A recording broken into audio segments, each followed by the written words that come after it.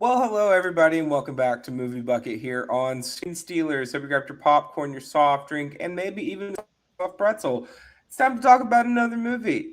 I'm Brooke, and it's like I'm into character. Mr. Steak, you're my only friend. Oh, Oh, oh, depressing. poor little goob. Poor little goob. Poor goob. And hi, I am River, and you know what? They all hated me. I don't care. I don't care if they invited me out. I don't care if they like my unicorn binder. They all hated me. Hey River, cool binder. Hey River, would you You like to hate come to me. my How house this dare you. weekend? How dare you? They all hated me. They all hated me. Iconic. And hola, I am Eduardo, and I think my wife is baking cookies. Bake them cookies, Lucille! Yeah! Lucille is who I want to be. That's who I strive to be. Yes, sir. I love how, of all things from this movie, Bake Them Cookies, Lucille is what became popular on TikTok. It was the one that I was thinking about doing, but then I thought someone is for sure doing that one. Yeah. Oh, absolutely. Yeah. So, for my birthday month, for the final movie in my birthday, we're actually recording this the day after my birthday. So, birthday's already Happy happened. You know, we're, Yes. Thank you very much. Thank you very much. We are talking about the Disney 2007 film Meet the Robinsons, which, you know, it's weird because you would think on paper this is a weird cast of people, but to be quite honest, it's actually kind of an iconic group of people. So you have Jordan Fry as the main, as Lewis. But then you also have Steven Anderson, Nicole Sullivan. I love you, Nicole Sullivan. I love you so much. You are one of my favorite actresses on the planet. I love you to death. Sorry. Haven't had a chance to sing her praises on the channel yet. Nicole Sullivan, Angela Bassett, Adam West. When I saw that, I was like, what? Like, Laurie Metcalf is in this too, and like it's a weird Tom collection of Selleck? people. Tom Selleck, Crazy. Steven Anderson, like it's just an incredible group of people. And also, I will once again say Nicole Sullivan is in this film, and I love you, Nicole Sullivan. That's Shigo. Nicole Sullivan is Shigo. If you've seen work, then I love her too. Yeah. You've Work. seen the decom Let It Shine. She's also Roxy's manager in Let It Shine. So a whole bunch of people. She's been in a bunch of other things, but I know her most immediately as Shigo. She was also a member of Mad TV's group of people. So she's got a long list of credits. I love you, Nicole Sullivan. I love you so much. Meet the Robinsons, like we said, 2007. And I chose this because, quite frankly, it's a movie that's just very personal to me. It's not the first movie I saw in theaters, but it is the first movie I actively drug my family to make me go make them take me to the theater to go see. Disney didn't really advertise this that much, but I didn't care because I loved this movie and I thought it was really great. And I still love it. And I still think this movie is lovely, even if it didn't do super great at the box office. I mean, does that really... that only tells you one thing about the movie. You know what I mean? Mhm. Not everything needs to be a crowd pleaser and like a blockbuster, whatever. You know? Mm-hmm. I will say, I have seen this movie a few times, but I think the last time I saw this was 2, maybe 3 years ago. I do remember watching it when it came out as well. So I think I maybe watched this like now 5 times, maybe. But this is the first time I watched this movie after watching Back to the Future for the first time. And now I'm just like, okay, I see that this is Disney's version of Back to the Future 2. Kind of. Mhm. Not the first one, the second.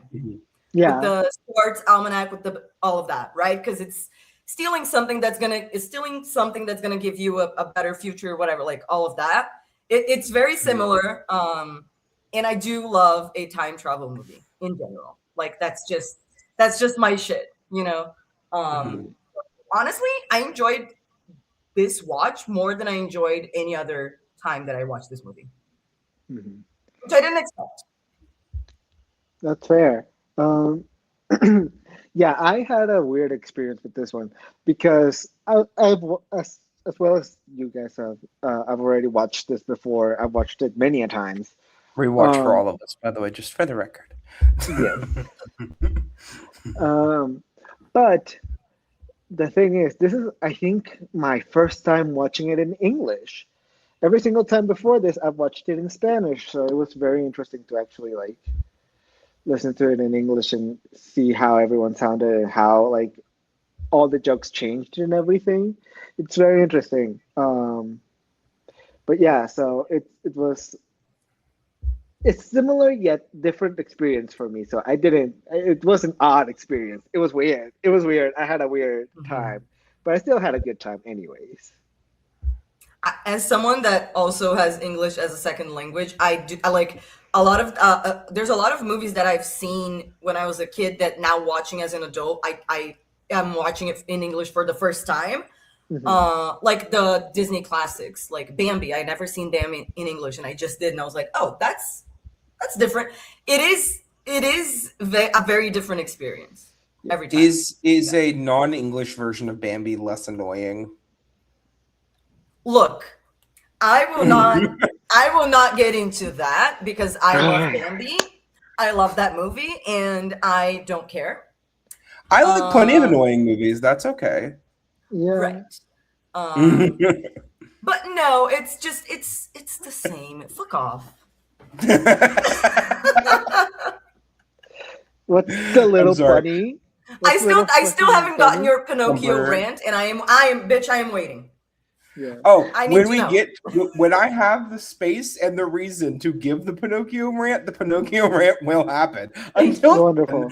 I mean um, I'm on the edge of my seat.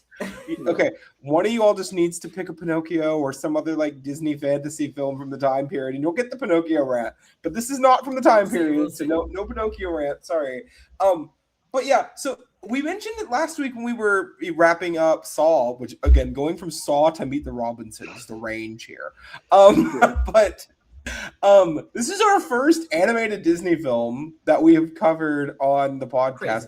which is kind of a gag considering all Yeah. three of us really do love animation. And I mean, we've covered some other animated stuff, and we're going to be covering more later throughout the year. Um, Spoiler, sorry, but you should have expected that. It's only April. Yeah. But Meet the Robinsons of all movies being the one that's going to be our a bit of our Disney ice break here. I'm kind of happy about it. I think this movie's Debut. just our debut. This movie's Yeah. I just think is really underrated. I think my generation of people in the US really like it. But I Mhm. think if you were to go like 5 years younger than me or 5 years older than me in the US, it's just going to be a complete what movie are you talking about? Like it's just not really hitting anybody outside of my age demographic.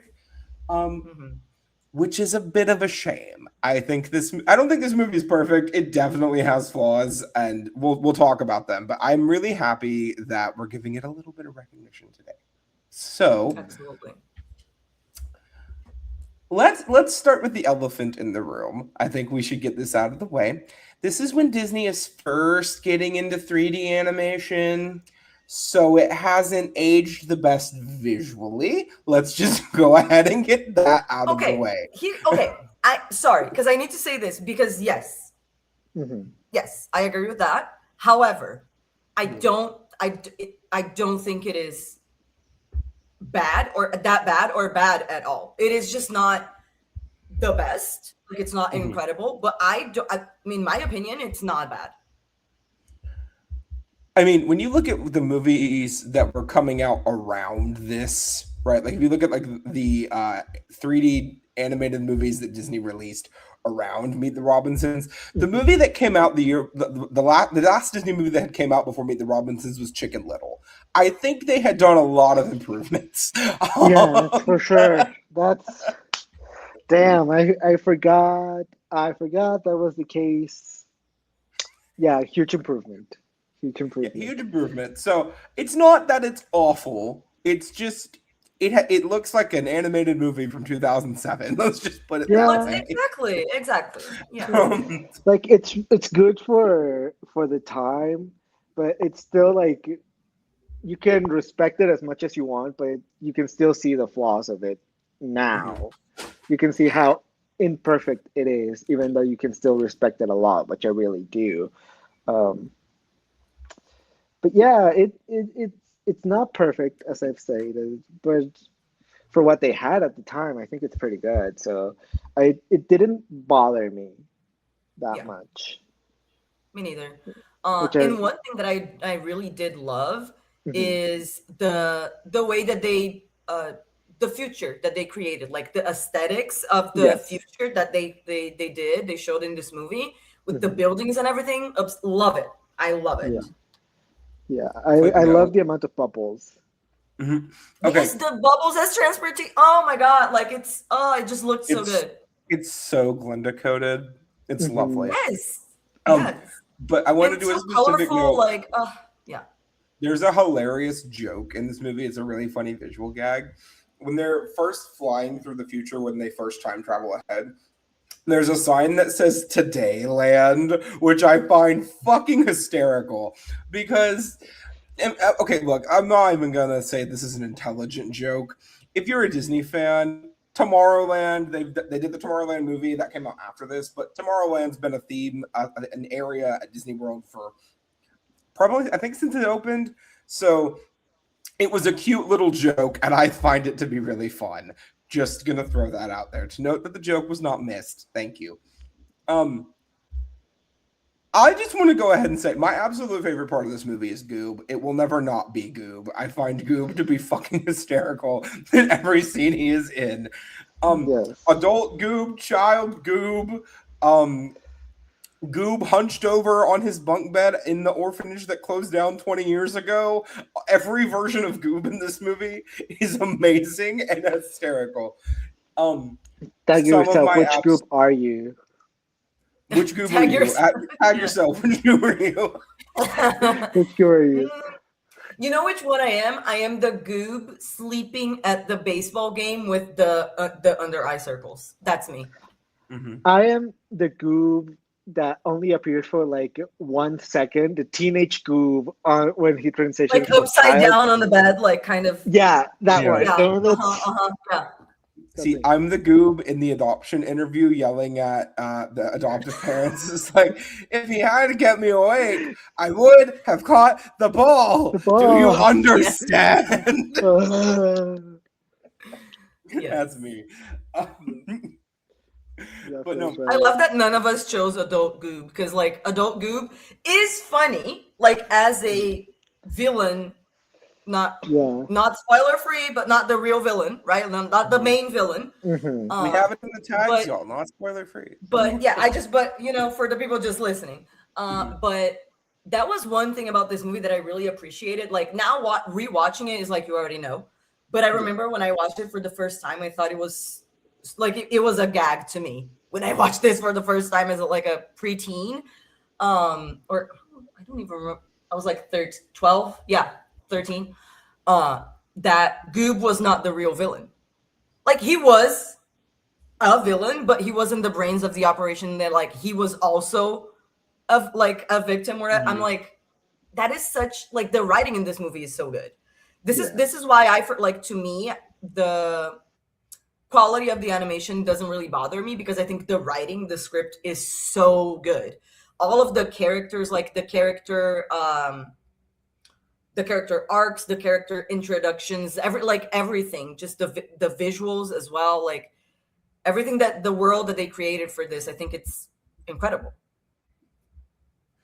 Yeah, the world that they create here is really interesting, because on paper this is a kind of a convoluted plot. Like, just the whole thing is just a very convoluted set of events. It has the same problem that Princess and the Frog has, where it could be really simple, but instead we have to go 9,000 different places before we get to the simple plot points. But I kind of don't care, because I like these characters enough to like them going through the convoluted plot points. points. It's really like, on paper, Lewis should be annoying. Like the way he behaves and acts, he should be annoying. But because one, the voice acting is just really well done, but two, they don't make him annoying. Like, you can tell he actually is legitimately apologetic and does feel bad when these things go wrong. Mm. But he just wants to make the world better, and he wants to do things to optimize the world for other people, and I appreciate that about him. And then again, Wilbur also on paper should be annoying as hell. This is a teenage guy who is continuously doing a bunch of convoluted stuff to get out of one mistake that he made, and he just keeps burying himself deeper and deeper and deeper throughout the entire first half of this film, when all he has to do is just say, I need help. Someone help me. Please, someone help me. But he won't do it because he doesn't want to get in trouble. And even the family, like, some of their antics, not my favorite. There are certain members of the Robinsons that I'm like, you are here and you are in this movie. Okay. I mean, the whole family is absolutely insane. And I think that's intentional. Yeah. Yeah. I like some of them, and some of them I'm like, you don't need to be in this movie. You don't need to be here. Joe. Joe. Excuse me. But it doesn't really matter, because I do like how genuine everyone feels in this film. And that really helps sell a lot of the things that might be harder to grasp and harder to connect with on a basic level. Mm-hmm. And also, when you think about like the oldest generation of the family, everything makes sense as to why that family is the way that it is. You know what I mean? Like, it wouldn't make sense if they were any different than what we were presented. That wouldn't make sense. Like, because you come from a family of like crazy in a good way scientists. So like, you're not gonna be just a regular, normal person, well adjusted and whatever. Like, yeah. I mean, you could, but you would be the odd one in the family, if that makes sense. You know what I mean? Like, the normal one would be the weird in the family. Yeah, I mean, if your mom is sticking like the coffee stickers, like 125 coffee stickers onto her hand and doesn't sleep for 25 days, I think you are destined to be a little messed up in the head. I've got the caffeine patch.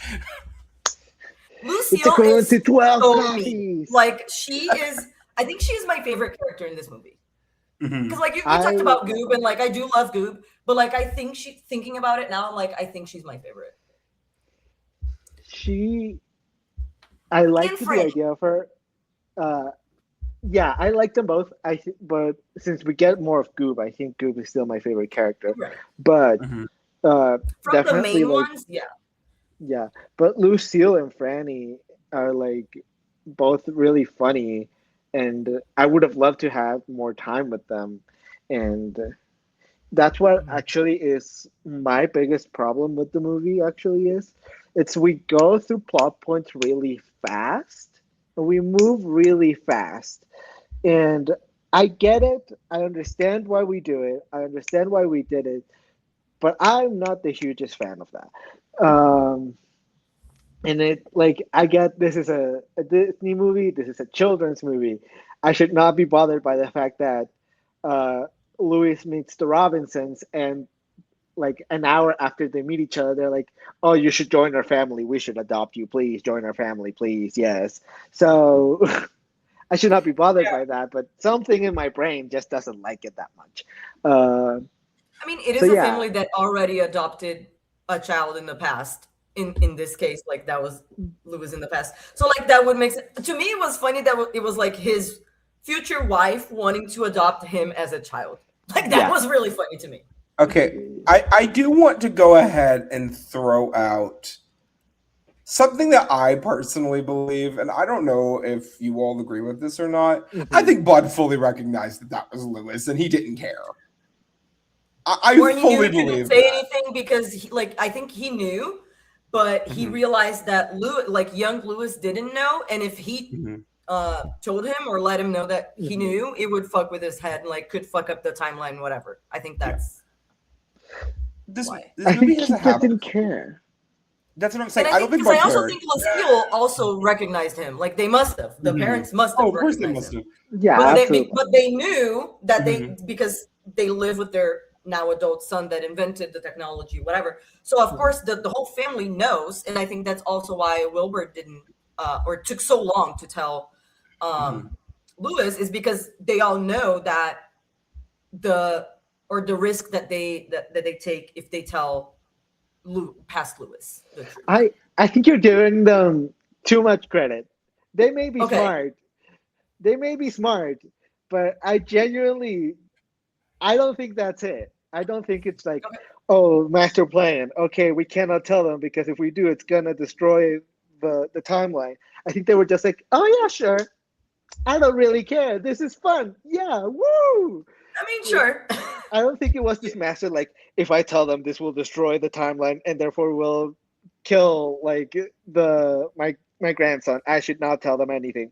I think it was more like, maybe yeah. if that was the thing, they would have done something when Franny, because the only person that was against the adoption was Wilbur, right? Did anyone else see? It was the robot and Wilbur. No. Well, here's my thing. I don't think anyone other than Bud and maybe Lucille recognized Lewis as a child.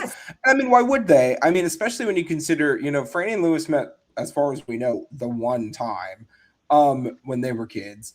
And then based on the timeline we see, Lewis and Franny barely knew each other in that timeline. So, like, it's not like they knew each other for a lot before then. So why would they recognize Lewis like this? But what we do know is that I think they all know when the hat comes off that it is Lewis, because he does look relatively similar to his adult self, and the hair is a dead giveaway, right? For reasons. But when they find out that it's Lewis, that's when I think Eduardo's point comes in of, oh crap, we can't adopt this kid because clearly that would screw up the timeline. That would screw up a bunch of stuff. We don't know all of the ramifications of what would happen if he never did go back to the past. So I think you're both right. I think you're just right at different parts of the story. Yeah. Because I'm also thinking of like the Back to the Future things of like, and I do think that they kind of work the same, right? Like the rules of time travel is what I mean. Sure. I think so. So yeah. Just disappear. Like it wouldn't matter if Lewis knew about all of that, about that it was him, unless it would make him change something in the past, right? Because then or like if they couldn't give him any information that would be, that would risk him doing something different that would change the future. I think that's kind of what I meant, not him knowing in general, but like maybe him knowing some kind of like a specific piece of information could maybe mess up the future. Yeah. But yeah. That makes sense.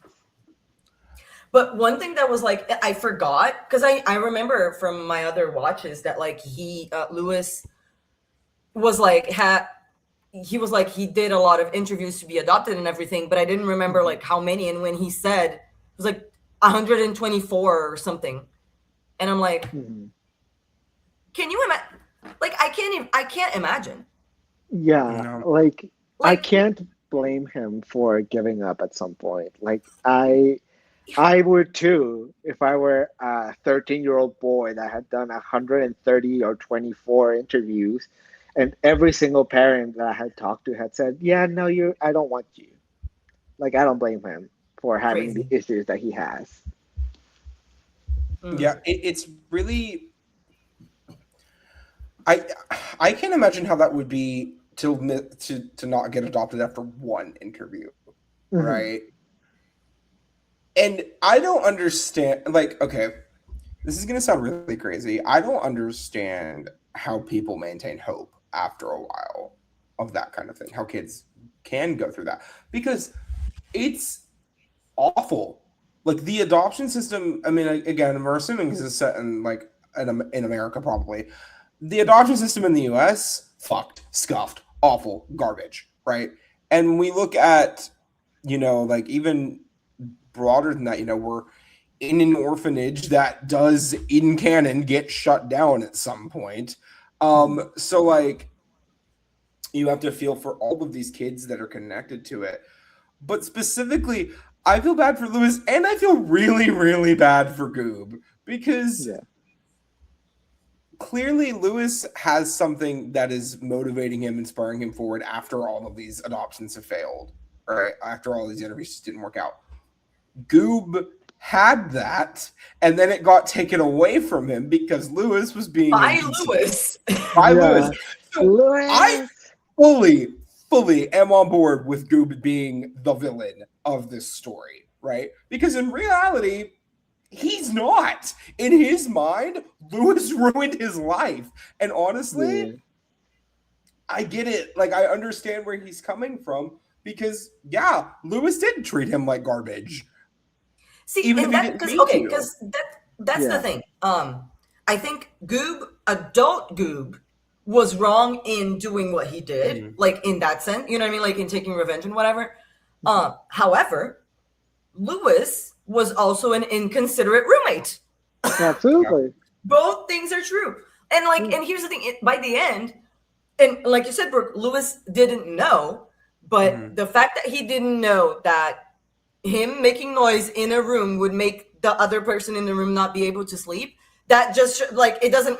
So he's so selfish that he didn't even think about the other person. You know what I mean? Like you're still inconsiderate. It doesn't matter. But when he does finally realize, like when Goob tells him, he apologizes immediately. So, I want to specifically highlight. I want to highlight the interaction that we have between Bowler Hat Guy and Goob, right? Because that really sells the entire story, right? Now, granted, do I hate circular logic in a time travel story? Yes, it bothers me. There's a specific episode of Gravity Falls where they go back in time, and like earlier in that episode, Seuss had showed them this like weird thing you could do to the vending machine to get a snack out of it and not have to pay for it. And then we go back in time and Mabel teaches that same trick to young Seuss. I hate that. It is one of my least favorite tropes in a story. It bothers me. I hate it so much. The idea of younger Goob grew up to be Bowler Hat Guy because Bowler Hat Guy convinced him to not let this one thing go. That circular reasoning, I don't like it. But I will say, in terms of like establishing a motivation and making us believe in a character, it does a really good job of selling both of them in a really compelling way. Because up to this point, when we've seen Bowler Hat Guy, he's been a little like goofy, but he still has a little bit of credibility. I'm trying to be nice. He's been pretty goofy, but he still has credibility in terms of being able to do some pretty nuts things at this point in the story. And by the end of the movie, that's no longer the case. We very clearly see that he's a Dr. Doofenshmirtz. He's not a Dr. Draken. Okay. And by the end of the movie, we can tell that.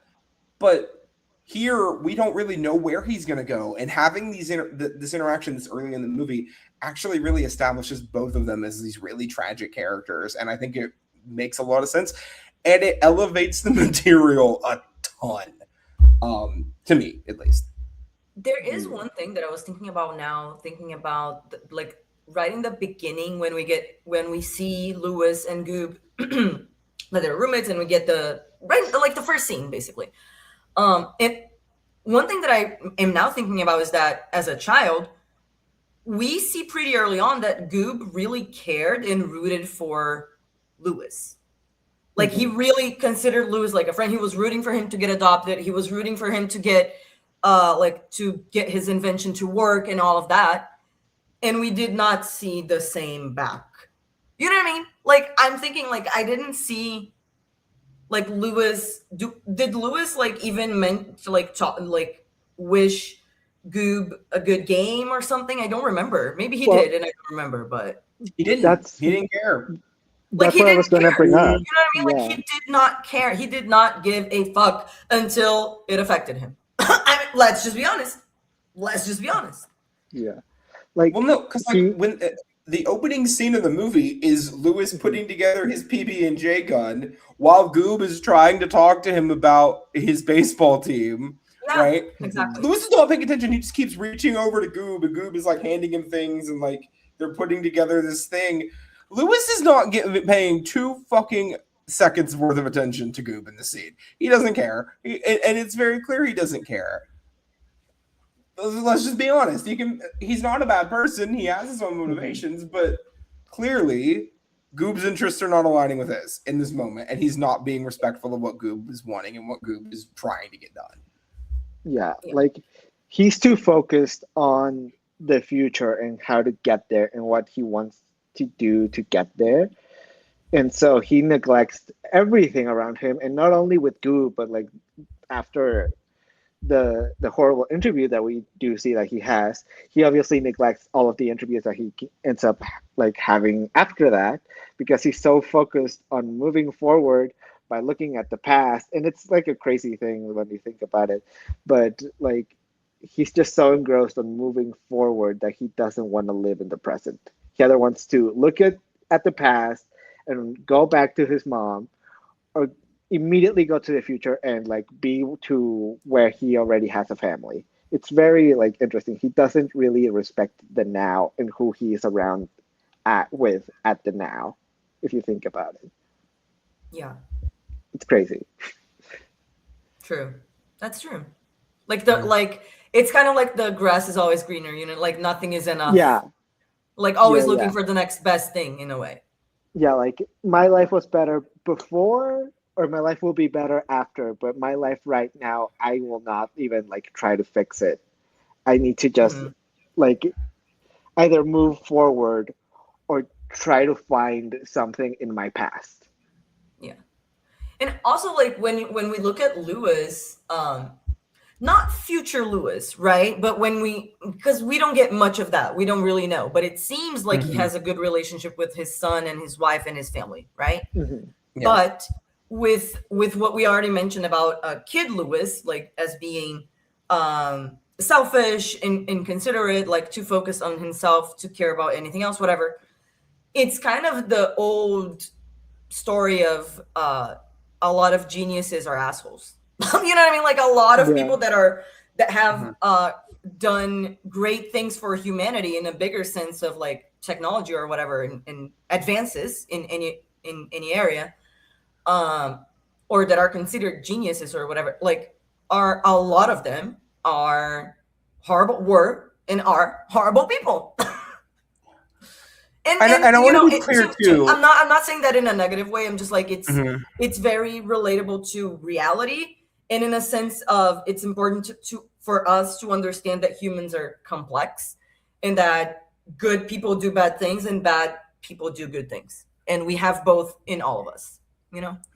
Also, want to be clear: Lewis is not a bad person. He's not malicious. No. I'm just using it as an example to like consider it himself. But yeah. I'm not trying to say you are. I'm just saying he's not a dick. He's not actively. Also, he's a kid, so like he's also like a 12-year-old. He's child. like 13, like and an orphan, and like has a hard life, whatever. Like I'm not judging in that way. I'm just Yeah, I just want to make sure that my stance is clear. He's not a douchebag. He's just an inconsiderate schmuck from time to time, and that's all it is.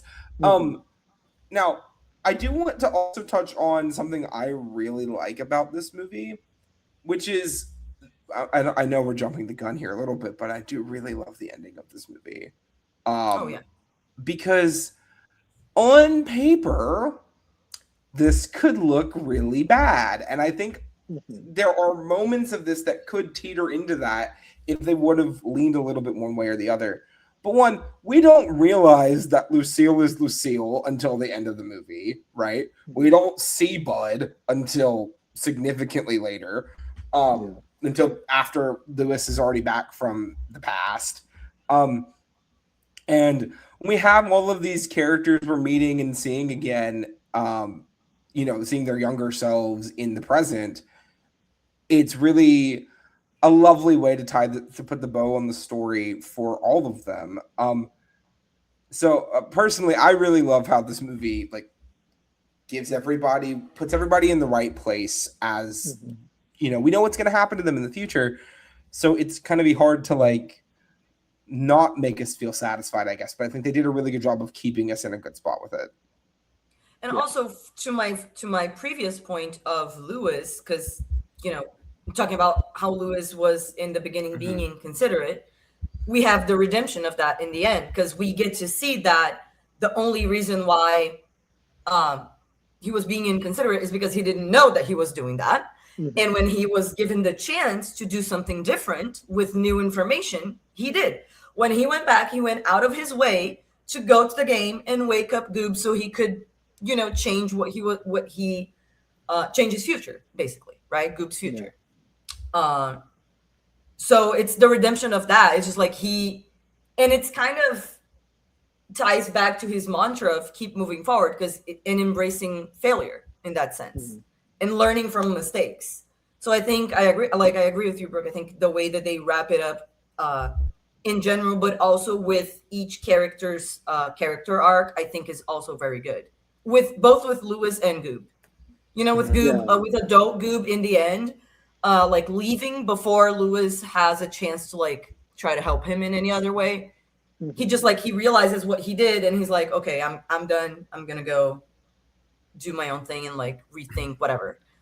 Like after after they defeat Doris and he sees what Doris would have done and all of that. Okay. Quick note while you mentioned them defeating Doris. This is one of my biggest nitpicks with the movie. Okay. Yes. Absolutely. When Lewis decides, figures out how he can beat Doris, why does that not just immediately fix the problem without him having to go back to the past and tell the hat to its face and he's not going to, he'll never create it? You've already said you're never going to invent the hat, bud. Why do you need to go back to the past to tell the hat that you're never going to invent it in order for the hat to die? It bugs me. It bugs me a ton. It's not it's a pretty big nitpick, I'm not gonna lie. But it even when I was younger, I'm like, this is weird. But okay. I agree. I think they should have shown just like Doris disintegrating or something, but they should have cut the part where he goes back. Like it should have been just Doris disappearing.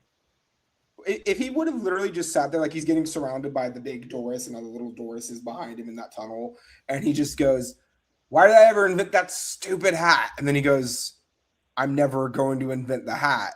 And then we have a little, just a camera shift to the past with Goob and Doris. And then Doris is just poofs into smoke. That's all we needed. And then the future. But now I'm thinking about it. Isn't it because he's in a different timeline? And in that timeline, he's still the Lewis that needs to know that he can't invent Doris is still in a different timeline, so it wouldn't automatically. I don't know. I'm confused. I think it doesn't have to do with Doris. I think it has to do more with Goob, because he needs to tell Goob that he is being used by Doris, so that he understands that what he is doing is inherently wrong, and that Doris is brainwashing him, so that he can kind of wake up and realize what I'm doing is wrong. Doris is manipulating me. This is I have to change the way I am, because what I'm doing right now is wrong. It's hurting people, and I'm doing it simply because this robot is telling me to do what I'm doing. That's why I think it was necessary to go. Because he wouldn't believe, why would he believe Lewis if Lewis hadn't shown him? You know what I mean? Why would you believe the person that in your head is your enemy? Yeah, if you're Goob and you're presenting the memory retriever, and then suddenly your hat that has been helping you solve all of the problems magically disappears, you're still gonna be mad. You're still gonna be pissed. Maybe even more pissed. Yeah. actually. So that's why I think it was a necessity to go back to tell Goob that he was being manipulated by Doris. Now, I do agree. It is a little stupid. It did remind me of, I think it was Nightmare on Elm Street, where they have to, like, where Nancy has to tell Freddy, I'm not scared of you, and then he just disappears. And that's how he's defeated, if I'm not mistaken. Mhm. Which is like just silly and a little like not the best way to defeat your big bad, but like I get it. And like Sure. sure, Yeah. but yeah, Yeah, just a little nitpick. I just wanted to mention that when we're talking about the defeat of Doris, because this climax And is I'm pretty glad you did, because boring. I hadn't think of that. I'm glad you did, because Mhm. I Yeah, had never thought of and had the discuss like never went through my head. yeah. Um, the other big critique is that I have is that just the overall climax is kind of boring. It just kind of happens and it's over in like 5 minutes, and then yeah, Well, I everything is disagree. just kind I of moved on enjoyed it. from. I enjoyed that. It's not that it's bad. It's just kind of here, and it just is there, and then it moves on. We don't really get a ton of anything there, other than the ending where Goob and Lewis have a conversation, and Goob has his character development. But I don't know how much of it we needed overall. That's just me. I think that there are things that they could have done to make this climax more interesting that they chose not to do. It's kind of hard to have a more interesting climax after you've already went full T-Rex. That's just all I'm yeah, going to say about that. yeah. Um, Like I love we the dumped the T-Rex. shark very Yeah. early on. We really like suspended disbelief very early on. So like it was going to be really tough to top that. And I think in and of itself, like the bad future in and of itself, it's already scary and it's already like so it was shocking to me as a child. Uh, so I guess that was like their big moment of like, look how fucked up this future is, how horrible it is. Look at it, just look at how horrible and miserable it is.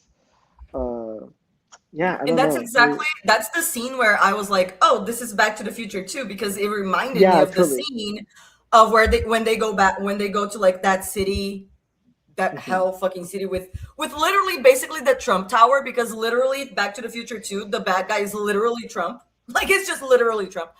Yeah, But anyways, yeah, that's when I connected the two movies. I was like, oh, yeah, very clear. yeah.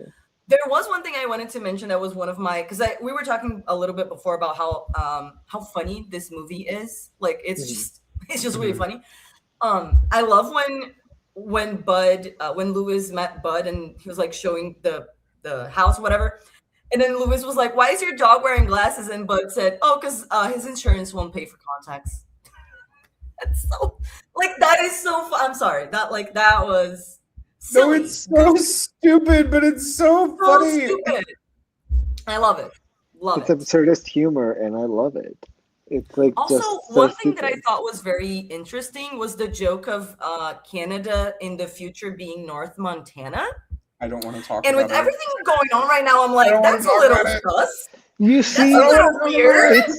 it's no, but it's so interesting because it was Are they so trying to far tell us fetched. something? Like Disney, No, hello? like Disney was like, look at this thing that's never going to happen. Like Canada being the 52nd state. Wow, that's stupid. That's crazy. That would never happen. Wow, look at this silly little thing that we Girl. came up with.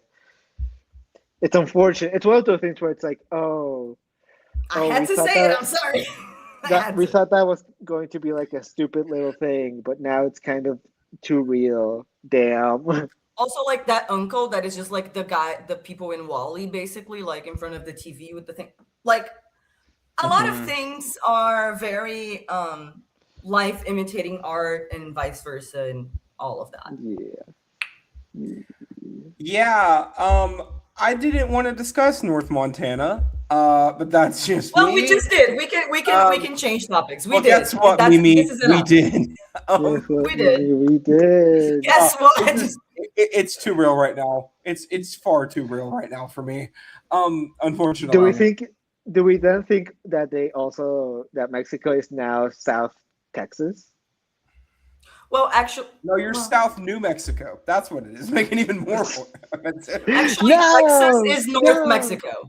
That's the correct. Texas is indeed truly. North Mexico. Yep. It is.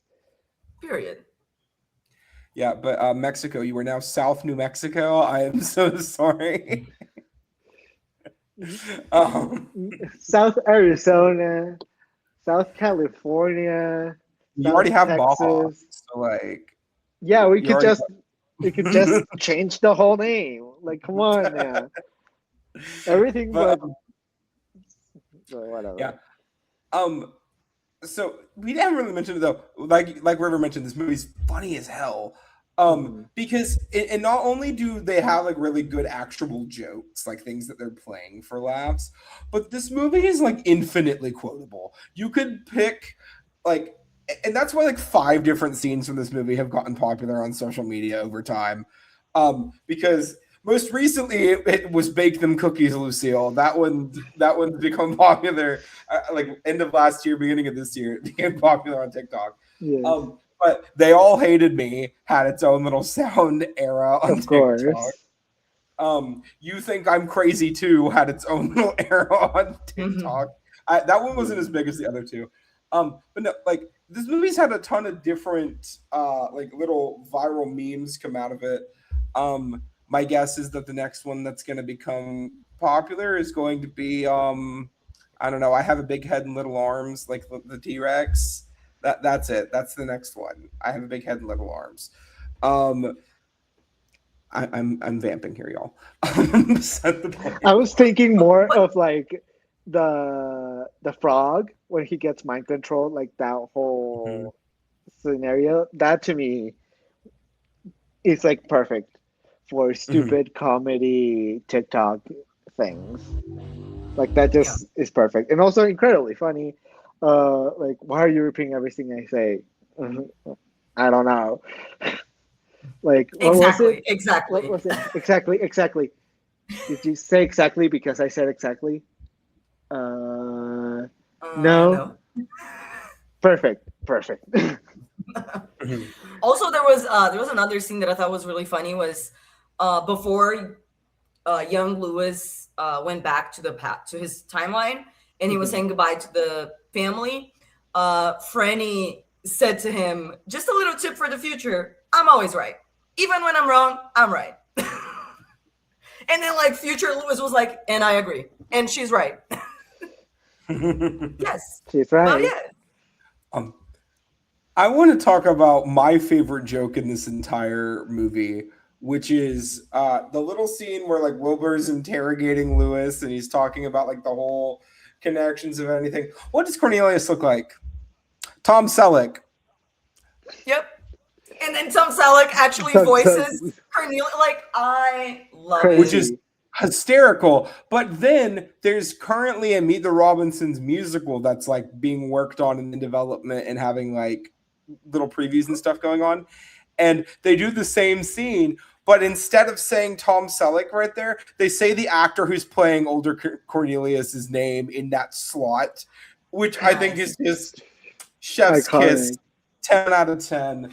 I didn't get that joke as a child, but now that I'm older, I think it's fucking hysterical. Great work. I love to see it. We love to see it.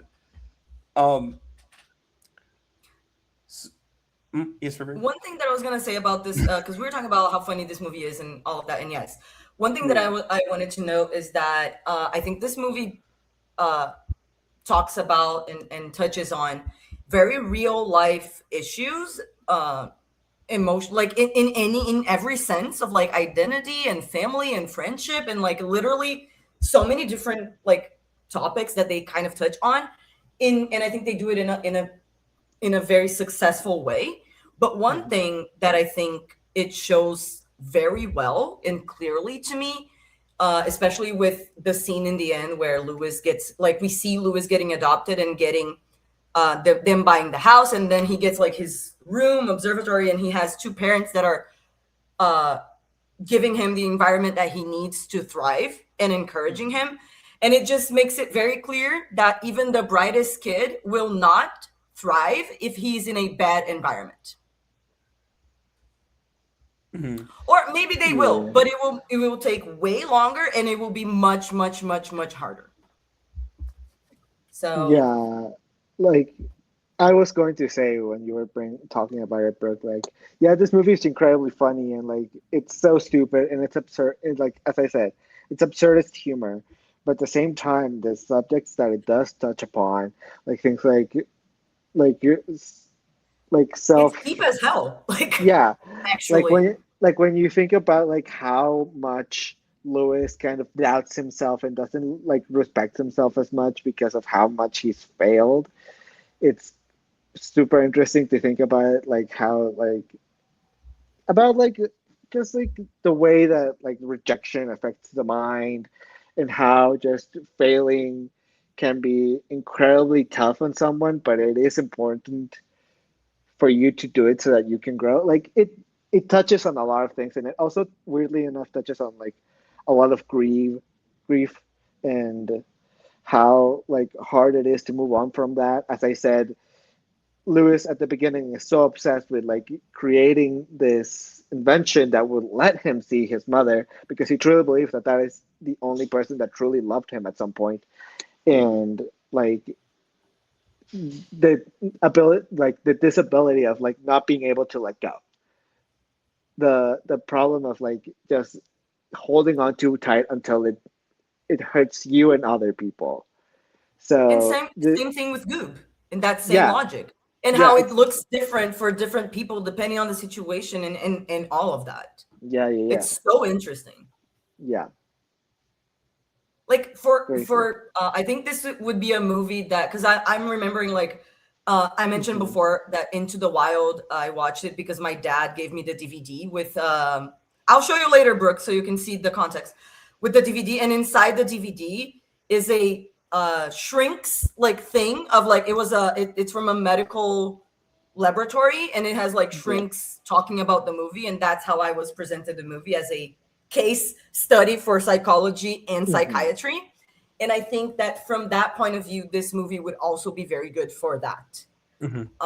as like a psychology study. You know what I mean? Yeah. Yeah.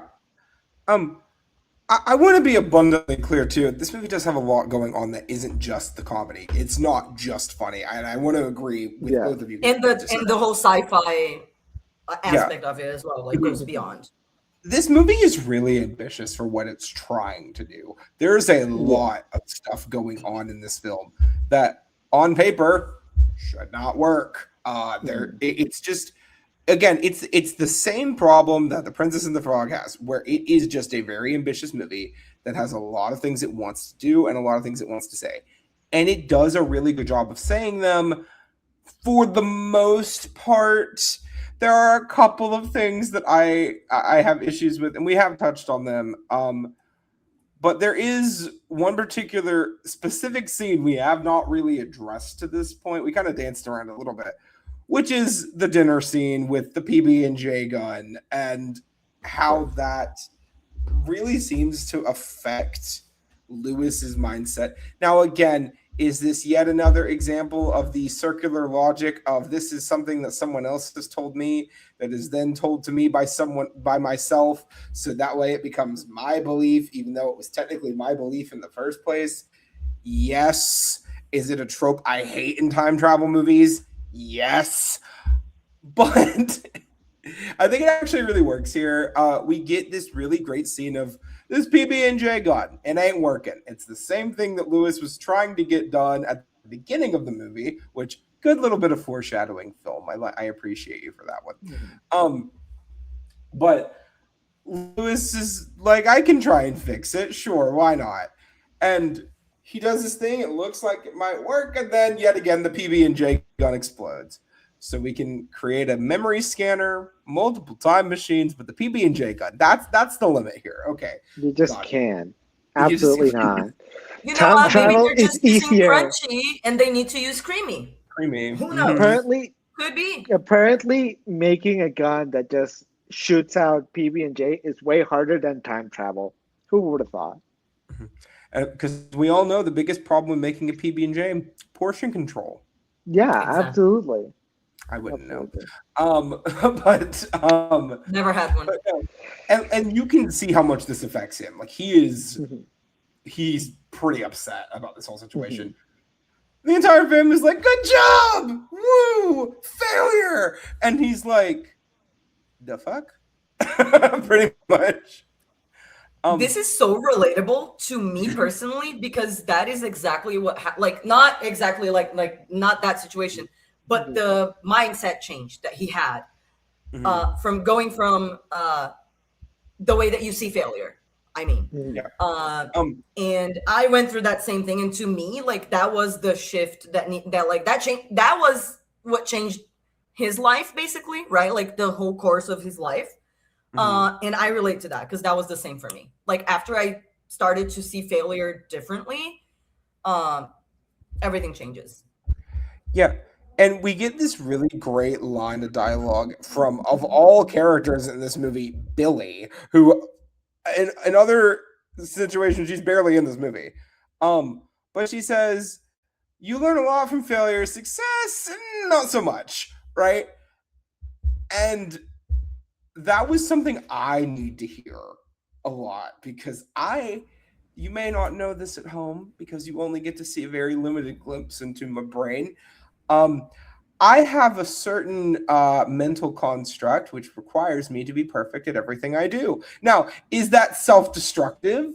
Yes. Has it led to intense crash outs when I do inevitably fail at something? Yes. But this movie actually really did help me work through that. And it got me to a better place in my life with my mental health. So, if for nothing else, thank you, Meet the Robinsons, for making me realize that being a perfectionist is stupid. Yep. And it's funny because that's exactly when I was a teacher. That's exactly what I used to tell my students. Like, fail. Please fail. I love failure. Here's the place to fail. And that's how you'll learn. You will learn much more when you make a mistake than you will learn from when you get it right. And then me as a student, I could never. You know what I mean? Like as a teacher, that's what I tell my students, and I try to do my best to also follow that in my personal life when I am in their place as a student. But it is so much. It is so hard. It is really hard. And just like you, Brooke, I'm also like very much a perfectionist, and it's something that I'm still learning. Like especially at sewing class. Oh my God, my poor teacher. She's so patient with me. She sees my crash outs and she's like, "It's gonna be fun. You'll be okay. Yeah, You got this." But yeah, it's not easy necessarily to accept failure and to see it as a positive thing. It doesn't like even when you have changed your mindset, from time to time you're still gonna get caught in the old one, and that just is what it is. Yeah, truly.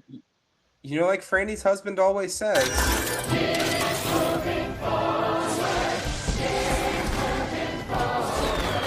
Exactly.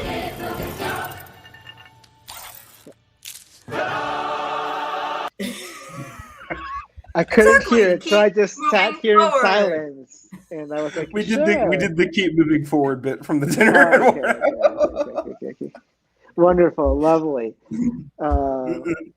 I wish I could have joined in, but I couldn't. Thank you, anyways. Thank you, StreamYard. Thank you, StreamYard, so much. But yeah, on the fact of like being a perfectionist and stuff like that, I think we all have that little issue of like trying to be perfect. I remember literally my family telling me, like, we don't care what you do, you just have to be perfect at what you do. You have to be perfect at what you do. We don't care what you do. We don't care where you go. We just need you to be perfect. And so it is tough to like get that mindset out of your brain once it's been like stuck, like it's been like burned into your brain. It's hard to unlearn that, and it's hard to like really wake yourself up from that, especially if you're like me and you're like studying art. It's literally impossible for you to be perfect at it because art is so subjective that you cannot objectively like do something perfectly. You cannot do Also, a piece of perfect art. art is boring. Sorry. Yeah. Like, you know? You're right. Perfect art is boring, and also it's literally impossible to create a quote unquote perfect piece of art. It's Exactly. literally impossible because at some point someone will find it and someone will say, I don't like that piece of art. There's someone in the world out there that's like, I think the Mona Lisa is a piece of shit. I don't think that's Well, I a saw work of it, and I art. remember when I saw it, I was like, it's all right. Yeah. But it's different from Call it's that a alright saying like smile? this is not art. Mhm. There's Yeah. people that like look at Van Gogh and say, that's not art. I don't like that art. I don't like that. That's literally happened to him when he was live. Like Yeah. there's a lot of like all of the most famous artists that like there's someone that doesn't like that piece of art. And so it's basically impossible for you to be perfect in that. So it is Somebody really that finds refreshing. Liza Minnelli to not be good, and that bothers me. Yeah, there's people that think that Liza Minnelli is just like the worst actress that they've ever seen. There's And people that think that Jennifer Hudson is not a good singer because she's screaming. yeah, Like, can we, like, yeah, I don't know what to like say. not only art, but You're people are wrong. literally physically impossible of being perfect at anything. And so it is really refreshing to have a movie, especially for children, tell you it's okay to fail. You are Mhm. going to fail at some point in your life, and that is okay. You should be failing because the more you fail, the more you learn, and the more you learn, the better you become. And as I said, not many people get told that, especially when you're a kid. A lot of the time, Especially you with are, science. Like, I was thinking about yeah, it. I'm sorry to cut you off. Like, especially with Lewis, like, being a scientist and in science being like, you need to get the correct result. Of course, there's the mhm, risk of going wrong and like dying or something or creating something horrible. But you yeah, know what I mean? Like, yeah. I, Especially, you're right. Mhm. Especially with science, it is such a like, it's a science. It's specific. It's like it has to be very precise, and if it's not precise, it will not work. but a lot But of it is things were discovered in science because of mistakes. You know what I mean? Also, penicillin. Like post-it notes. like many things Yay! were Mhm. discovered because of a failure, because people Yeah. were trying to do something else. Yeah. So yeah. One of my favorite scenes in this entire movie is actually the scene where Wilbur's talking about how Cornelius made the time machine to begin with. And it's like, here's Mm-hmm. the prototype of the first time machine. That's it. Well, that's what's left of it.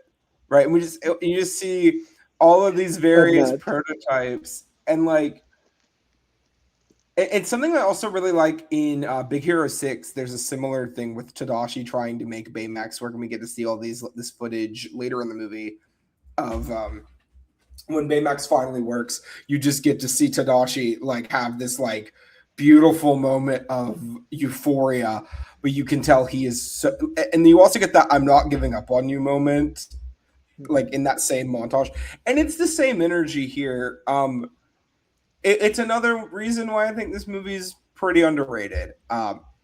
It's kind of funny. All three of the Disney movies that do something like this, which the other one I'm thinking of is Monsters U, which I Oh wanted yeah. tried to fit it into the schedule this year. We really, really did, and we just couldn't, and I'm so sad about it.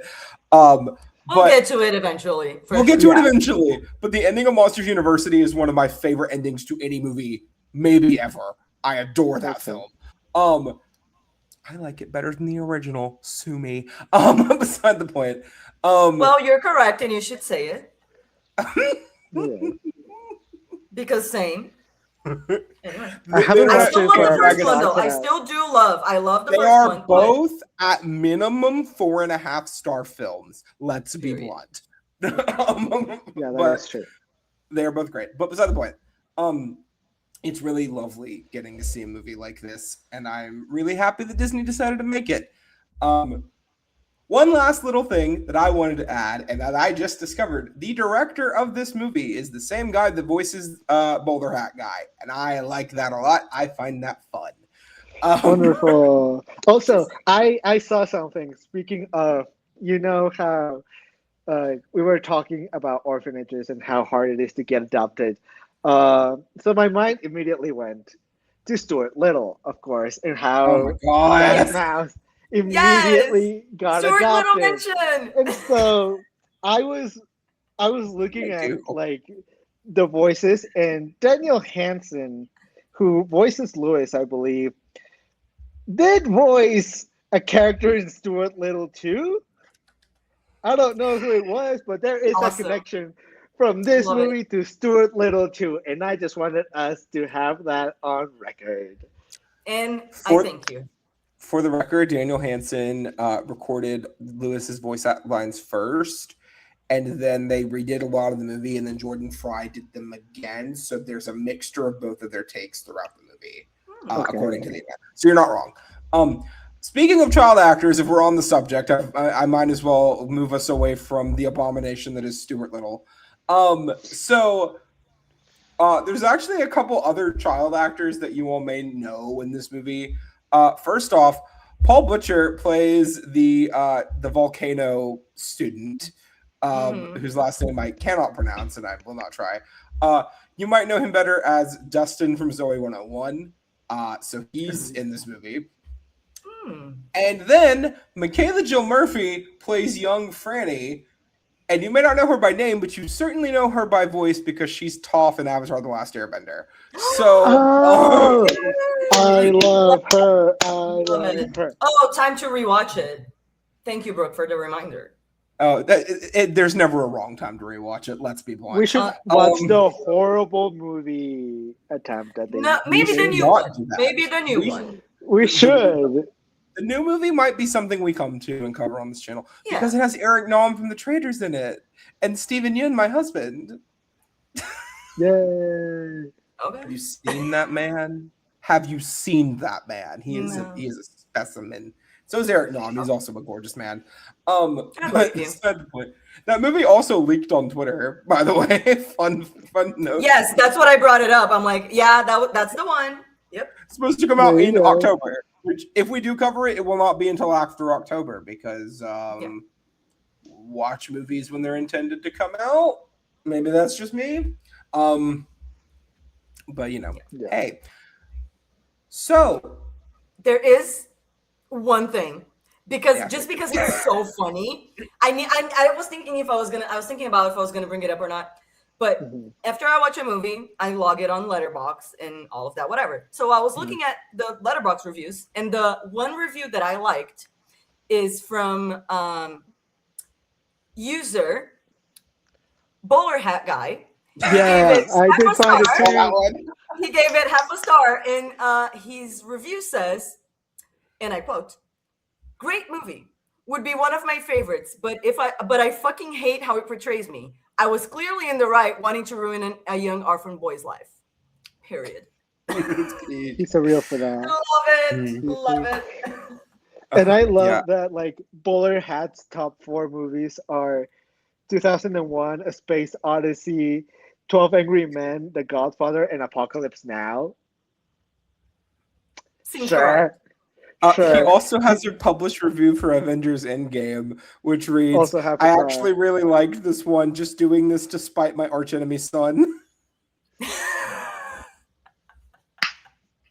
You know what? Whoever that person is, you ate with that. Thank you for your Shout out service. to you. It's great. I'm here for If it. there's something I love, is a stupid ass Letterboxd review. That's my shit. It's my kind of thing. Mm-hmm. So with that being said, are we all feeling okay with where we're at today? Yeah, I just needed to get that out. Oh, I thought it was Yeah. great. You have every valid reason to That say was that. wonderful. Yeah. So, as it is my month, it is my duty to go first. So I had a hard time coming with where to land my score with on this one. I do really like this movie a lot, but there are some problems. There are some scenes that are just kind of in the movie. I think the transition from scene to scene is kind of rough at times, and the animation is not stellar, but it is certainly an improvement from Chicken Little, so don't get me wrong, Disney. I do like the score. The soundtrack hasn't fully aged the best, so it's kind of a hard thing to come around to. But at the end of the day, this movie has a really special place in my heart, and I think the message is really great, and it's funny as hell. So because of that, I gave it a 4 out of 5. Yes. Eduardo. Oh, okay. Sure. This makes sense, actually. This makes sense. I do like this movie. I think this movie is really fun. It's really cute. And as I said, I think it's really refreshing to have a movie tell children, like, it's okay to fail, and you will fail, and you will grow from it. I think that message is really important. But at the same time, I will say, I have some problems with this movie, like some that are very similar to the problems that Brooke had. To me, the pacing really it wasn't my favorite. It wasn't my favorite way to tell the story. So it did bring it down a little bit for me, but still overall a good score. It gets a 3.5 out of 5. Yes. River. So Excuse me. for me, like I mentioned before, I had a better time and I enjoyed this movie more on this current watch than any of the other times that I can remember watching.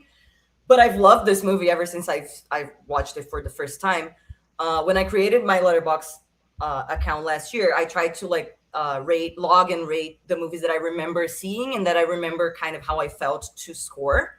When I was putting my current score, I saw that I had put 4 out of 5 initially. And after this rewatch, I upped my score to a 4.5. I do agree with a lot of the criticism that you both have. However, I think this movie is fantastic. And I love it. That's it. And I fully agree. That's fair.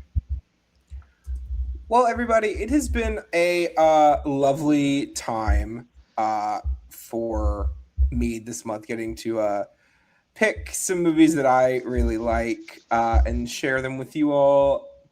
And we all like most of them. Like we all liked all of them. Like nothing got lower than a 3.5. Nothing got lower than a 3.5. So like even River, who didn't care as much for Tick Tick Boom, didn't review bomb it. So there we go. Yeah. So next up though is a fun month that we have been struggling with a bit because we had a lot of ideas for it. And we did eventually come to a group consensus on what we were doing. In the United States, and I believe in Mexico, ? Correct me if I'm wrong here, Eduardo.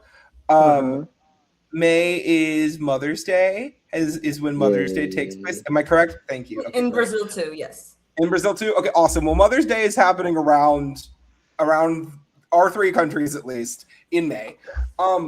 So in order to honor some pretty incredible women, we have decided that we are going to be having Female Directors Month in May. Now, to be clear, I do want to. Oh, go ahead. Sorry. I was going to say, to be clear, not entirely sure if all of these women are mothers, and quite frankly, we don't really care. We just want to honor some incredibly powerful women and have. I was going to explain why we decided to do this in May, because my idea was to do it for the month of International Women's Day, but that was in March, and we really wanted to do March Madness. And I actually initially thought that it was in May because my whole life, I've always messed up March and May for some reason. So in my head, I was thinking that it was actually in May. So I said, let's do women directors in May because of International Women's Day. And then I realized, oh, that's in March. But then we were doing March Madness. Oops. Well, anyway. But importantly. And so that's why. It's not like implying that all women are mothers or whatever, but like we wanted to do female directors. They're mothers in the gay way, you know? Yeah. Like, oh, that's exactly. It's more about mothering, like being mother than being a mother. A mother. Yes. She has a family. She's a mother. So a single mom that works 2 jobs, tell other kids and never stop. Ooh. Exactly. Now, she's a mother. Stop the violence. Oh, please. She has a family. She's a mother. Stop the violence. Stop the violence. Us Gleeks, we never lose, do we? Now, coincidentally, our first director does happen to be a mother. And Mhm. seeing as how I've had 4 picks in a row, I think it's about time someone else can get one. So, Eduardo, it's your turn. I haven't had a pick in a while. It's been a minute for you. It's been a minute for me. So I am very happy to finally get another pick. And we're going to be talking about a movie that's going to be very fun. I'm very excited to talk about this movie. I haven't seen this movie, but I've heard really good things about it. I've heard that it's a really, really funny movie. And it's directed by the one and only Olivia Wilde. So we will be talking about Booksmart from 2019. There you go. Yeah. Booksmart. I like this movie a lot. I saw it right when it came out, and I haven't watched it since. I'm hoping I still really like it. Which, you want to feel old? This movie came out 7 years ago. That's crazy. I feel That is old. crazy. I am old. Fuck. 2019. You know, 2019 was 7 years ago. Well, Oh, fuck. COVID screwed up our time. Let's just be real. COVID screwed up our perception of time. It really did. Yeah. But It really beside the did. point, I was about to say a recent film. No, this movie came out almost a decade ago, Brooke, and it's not recent anymore. Damn. yep.